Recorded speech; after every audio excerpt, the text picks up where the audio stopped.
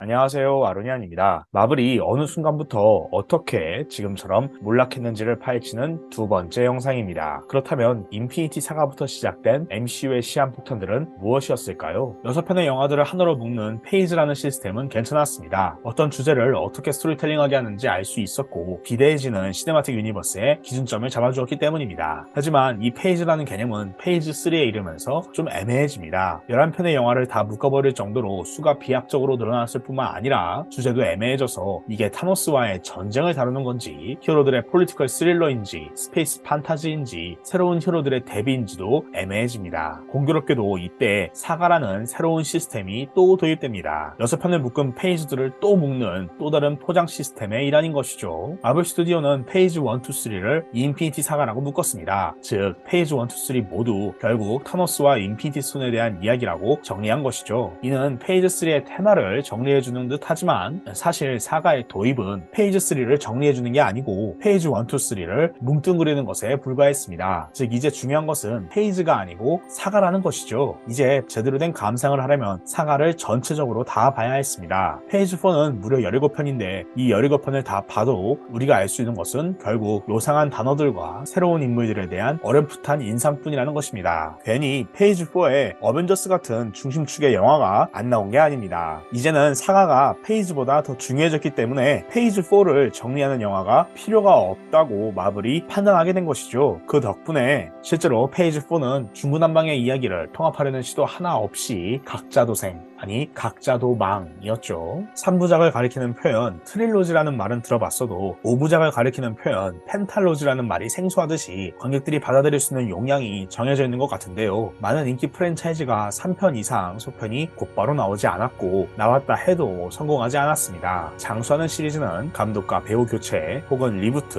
혹은 시대 간 텀을 두는 방식으로 이 법칙에서 적응을 했습니다. MCU는 페이지라는 개념으로 이 시리즈의 한계를 우회하려고 했으나 스스로 사가라는 개념을 도입해 페이지를 무색하게 만들면서 오히려 시리즈물의 한계를 더 부각시키는 꼴이 되었습니다. 마블이 스스로를 더 거대하게 진입장벽을 더 높게 만들고 있다는 것이죠. 차라리 처음부터 페이지 1은 온전히 로키에만 집중을 하고 페이지 2는 온전히 울트론에만 집중하는 식으로 즉 각 페이지별로 메인 빌런을 중심으로 페이지의 끝맺음을 명확히 했다면 지금보다 훨씬 더 나아졌을 것 같습니다. 페이지 1, 2, 3 모두 타노스와 직간접적으로 연관이 있으며 이 모든 게 인피니티 사가였다고 말을 해버리니 다음 사가를 시작할 엄두가 안 나는 것이죠. 그만큼 설정이나 인물도 너무 많아졌습니다. 또한 사가라는 개념이 도입되면서 페이지 3가 그동안의 모든 이야기를 끝내는 것처럼 보인다는 문제가 발생합니다. 디즈니는 마블 스튜디오를 끝낼 생각이 없는데 말이죠. 가디언즈 오브 갤럭시로 인피니티 스톤을 MCU에 도입하고 그동안의 MCU 아이템들을 인피니티 스톤으로 정리하면서 중요 소재로 삼은 것도 문제라고 봅니다. 인피니티 스톤은 마블 코믹스 속의 여러 강력한 아이템들 중에서도 상당히 상위권에 있는 아이템인데 우주 전체에서 전지전능한 힘을 주기 때문입니다. 그런데 이걸 지구의 히어로들이 갖고 놀고 있으니 이야기가 판타지가 되어버리는 문제가 발생합니다. 페이지 1에서 마블이 성공할 수 있었던 요인은 현실의 있음직한 이야기와 인물을 개성 넘치게 풀어냈다는 것입니다. 토르와 아스가르드를 외계 문명처럼 설정을 했고 서커스 출신 낭만 공수를 제임스 본드처럼 설정을 했으며 어벤져스의 창설에 정부가 개입했다는 접근을 취했습니다. 또한 이들은 색다르고 입체적으로 인물상을 표현했습니다. 이들을 모이게 한 것은 당시만 해도 스페이스 스톤이라 알려지지 않았던 테서렉트였습니다. 이 테서렉트 하나만으로도 스토리와 인물이 유기적으로 연결되고 관객들에게도 긴장감이 전해졌는데 알고 보니 테서렉트 같은 게 5개가 더 있다는 것입니다. 테서렉트가 테서렉트이던 시절 이야기의 규모는 행성급이었고 그건 지구를 구하는 히어로들인 어벤져스에 적당했습니다. 테서렉트 하나만으로도 많은 이야기가 가능했을 텐데 가오갤과 어벤져스와 타노스를 엮으려고 인피니티 스톤에 손을 대버린 것이죠. 웃긴 건 원래부터 케빈 파이기가 타노스를 메인 빌런으로 설정할 생각도 없었고 가오갤과 어벤져스는 원작에서 인피니티 스톤이 아니라 악당 코박으로 엮이는 명작이 이미 있었다는 것입니다. 테서렉트의 모티브는 원작에서 코스믹 큐브인데 사실 그냥 소원을 들어주는 큐브입니다. 그런데 그 규모는 행성급이지 인피니티 스톤처럼 전 우주적인 규모가 아닙니다. 이 마블 코믹스는 이 코스믹 큐브 하나만으로도 시크릿 엠파이어, 타노스 워 등 다채로운 이벤트, 스토리를 진행했었고 충분히 어벤져스급의 위기였습니다. 심지어 이 타노스 워라는 원작은 타노스가 코스믹 큐브를 찾는 내용으로 훗날 타노스 타노스의 템빨의 출발점으로 여겨집니다. 그러니까 타노스와 가오갤가 어벤져스를 엮는 데에도 코스믹 큐브, 즉 테스렉트 하나로도 이미 너무 충분했다는 것입니다. 정 아이템들을 모으는 내용이 필요했으면 코스믹 큐브를 조각내가지고 각각 파편들을 찾는 내용으로 했으면 되었을 텐데 괜히 인피니티 스톤이 나와버렸죠. 물론 타노스에겐 인피니티 건틀렛이 정말 대표적인 아이템이긴 합니다. 하지만 그렇게 원작의 대표적인 컨셉을 중요하게 생각을 했으면 아스가르드도 처음부터 신화와 마법의 판타지로 나왔어야 했고 호크아이도 처음부터 서커스 출신 아이언맨 악당으로 나왔어야 했습니다. 현실적인 접근으로 고전적인 어벤져스를 재해석한 얼티밋 유니버스를 페이지 1에서부터 적극적으로 수용을 했으나 테스렉트를 스페이스 스톤으로 설정하고 인피니티 스톤을 소개한 페이지 2에 들어서면서 MCU는 점점 현실에서 벗어나고 더욱 빨리 판타지로 가게 됩니다. 이제 어벤져스는 인피니티 스톤으로 우주 전체를 구해야 됐습니다. 하지만 마블이 갖고 있는 우주 배경의 소재는 토르와 가오갤 뿐이었는데요. 그러니 인피니티 스톤으로 디테일한 설정을 짜지는 못하고 짜치는 설정들이 나오기 시작합니다. 타노스는 이미 하나 갖고 있으면서도 로키에게 직접 건네주면서까지 지구를 지배하려고 시켰다는 황당한 설정이 나옵니다. 게다가 오딘은 리얼리티 스톤을 숨긴 체인버처럼 옛날부터 숨겨진 것도 아니고 교류는 잘 되지 않는데 과학기술은 알아서 발전하는 행성 지구에 일찍이 아스가르드와 사이가 좋지 않은 서리거인들이나 크리 제국이 예전부터 관심을 가졌던 행성 지구에 굳이 스페이스 스톤을 아무런 방지책 없이 지구에 숨겼으며 정작 자신이 지켜야 할 리얼리티 스톤도 믿기랍시고 굳이 닉값하는 콜렉터에게 굳이 진품을 맡깁니다. 저스티스 리그의 마더박스 설정처럼 허술한 것이죠. 이렇게 위기가 허술하다 보니 해결책도 허술합니다. 쥐새끼 니다벨리를 뺨치는 스타크테크, 한 번에 뚝딱하고 나온 타임머신 등 말입니다. 게다가 파워 인플레의 문제도 인피니티 스톤의 등장으로 더욱 커졌습니다. 인피니티 스톤으로 힘을 얻은 초인들은 얼마나 강한지 가늠이 되지 않고 그걸 상대로 싸우는 타노스도 얼마나 강한지 가늠이 되지 않습니다. 또한 이들이 등장하면서 필살기 컨셉이던 헐크와 토르는 애매해졌으며 초인적이지 않은 캡틴, 호크아이, 블랙 위도우도 더욱 애매해졌습니다. 이는 기존의 MCU 팬들을 실망시키기에 충분했는데요. 게다가 주 무대 스케일이 우주가 되다 보니까 헬리캐리어 세대가 공중에서 싸우는 것만으로도 엄청난 위기였는데 이제는 그걸 초월하는 스케일의 위기를 영화가 보여줘야 한다는 문제가 생겼습니다. MCU가 스스로 더 무거워지고 더 어려운 길로 가게 된 것입니다. 또한 스케일은 커지지만 관객들의 반문은 더 커져갈 것입니다. 그 다음에 어떤 위기가 와도 인피니티 스톤으로 해결하면 된다는 해결책을 관객들에게 주기 때문입니다. 엔드게임에서 기껏 인피니티 스톤을 파괴하고서는 한술 더 떠서 다른 현실로 넘어가서 인피니티 스톤을 훔쳐서 해결하는 해결책을 제시하면서 앞으로 어떤 일이 터져도 히어로들이 다른 현실에서 인피니티 스톤을 훔쳐와서 해결하면 되는 거 아니냐라는 생각을 하게 만들었기 때문입니다. 디즈니가 마블 엔터테인먼트를 인수한 건 2009년이지만 어벤져스까지는 파라마운트가 배급을 했고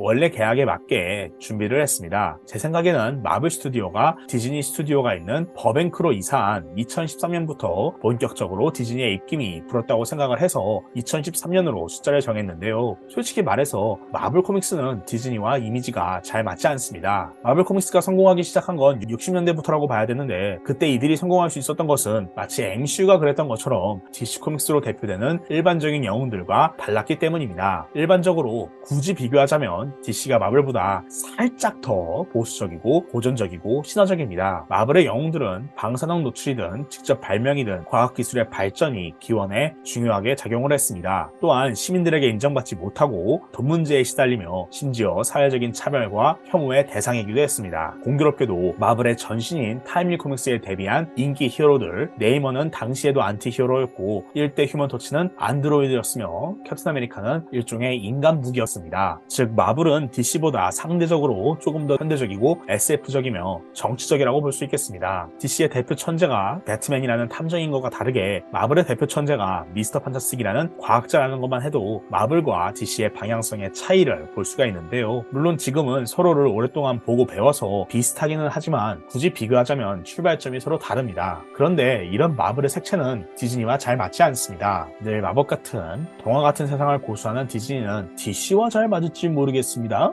이런 말을 하려고 한 건 아닌데 아무튼 디즈니의 인수는 마블의 마블러스한 잠재력을 잠재우는 측면이 있습니다. 파라마운트 시절의 마블과 디즈니 시절의 마블을 보면 비교가 잘 될 텐데요. 파라마운트 시절의 아이언맨 영화들을 보면 지금과는 분명히 다른 느낌을 받으실 수 있을 것입니다. 훨씬 더 성인적이고 더 현실을 있는 그대로 묘사하려고 하고 일반적인 할리우드 블록버스터이죠. 디즈니풍의 애니메이션 애니메이션이나 실사 영화를 보는 것과는 다른 느낌입니다. 이런 톤 앤 매너가 이어졌다면 어땠을까요? 어차피 PC 광풍의 시대를 맞이했으니까 별 차이가 없었을까요? PC 광풍의 앞장서는 영화사가 디즈니라고 생각하는 저로서는 분명히 차이가 났을 거라고 봅니다. 토르는 정말 전쟁에 미친 천중의 신처럼 나왔을 것이고, 헐크는 정말 통제할 수 없는 괴물처럼 나왔을 거라고 보는데요. 당장 어벤져스2는 영화가 참고하는 원작 울트론 얼리미티드처럼 울트론이 실제로 대학살을 벌였을 것입니다. 페이지 2부터 급격히 원작처럼 만화적인 판타지스러운 비현실적인 설정이나 분위기가 많아진 것도 저는 디즈니의 입김 때문이라고 봅니다. 원래 디즈니부터가 추구하는 세상이 동화 같은 세상이었기 때문입니다. 캡틴 아메리카 2 윈터 솔저 같은 명작도 개봉은 2014년에 했지만 디즈니 체제에 만들어진 것이 아니고 사실 각본 집필은 이미 2011년부터 시작된 일이었습니다. 개인적으로는 디즈니가 폭스를 인수한 것도 문제라고 보는데 아직 엑스맨 영화를 다루고 있지는 않으니까 여기에서 넘어가도록 하겠습니다. 타노스를 어벤져스의 쿠키 영상에 등장시켰으면 안 됐습니다. 왜냐하면 타노스는 앞서 말씀드린 것처럼 모든 걸 우주적으로 만들기 때문입니다. 타노스는 비록 아이언맨 코믹스에서 데뷔했다고 한들 아이언맨의 숙적으로 여겨지지도 않았고 어벤져스의 숙적으로도 여겨지지 않았습니다. 그는 원작에서 마블 유니버스 전체의 빌런 혹은 아담 워럭이나 캡틴 마블 같은 우주 히어로들의 숙적이었습니다. 즉 그가 MCU에 등장한다는 것은 MCU의 스케일을 우주급으로 확 늘려버린다는 의미였습니다. 하지만 문제는 그 다음이었습니다. 타노스를 상대한 어벤져스가 다음에 상대할 악당은 누구일까요? 처음부터 상대적으로 타노스보다 덜 우주적이고 더 지구적인 스케일의 악당을 미리 쓰고 그 다음에 타노스를 썼어야 했는데 마블 전체의 빌런인 타노스를 시작부터 썼으니 수지가 안 맞는 것입니다. 웃긴 건 어벤져스 쿠키에 타노스를 등장시키고도 자기들도 타노스를 바로 쓰는 건 영 아니라고 생각을 한 것인지 어벤져스2에서는 울트론을 썼다는 것입니다. 그렇다면 왜 쿠키 영상에 타노스가 나왔을까요? 애초에 그 쿠키 영상에 만다린이나 샹치가 나올 뻔했을 정도로 당시만 해도 어벤져스 이후에 대한 구체적인 계획은 없었습니다. 그런데 여기서 타노스에 대한 계획은 없었으면서도 타노스를 좋아했던 조스 웨던 감독이 타노스를 쿠키 영상에 쓰자고 제안했고 케빈 파이기가 여기에 오케이 하면서 가능해졌다고 합니다. 이처럼 미리 계획하지도 않았으면서 갑자기 목표치를 우주로 설정해버리니 페이지 1이 보여준 수많은 잠재력은 타노스를 위해 희생되어 버렸습니다. 타노스 말고 또 뭐가 있는데? 라고 반문하실 분들을 위해서 망상회로를 한번 돌려보죠. 11월을 한 페이지의 소재로 더 크게 진중하게 다룰 수도 있었고 만다린을 한 페이지의 메인 빌런으로 삼거나 하이드라를 메인 빌런으로 삼아서 아머워즈를 토니 스타크 때 이야기할 수도 있었고 몰래 돌아온 레드스컬을 흑막으로 해서 다크 어벤져스가 나오는 시즈를 재해석할 수도 있었을 것입니다. 네이머와 아틀란티스를 더 진중하게 페이지 하나를 써서 아틀란티스 어택 이벤트를 치렀을 수도 있고 라그나로크를 중심 소재로 피어 이셀프,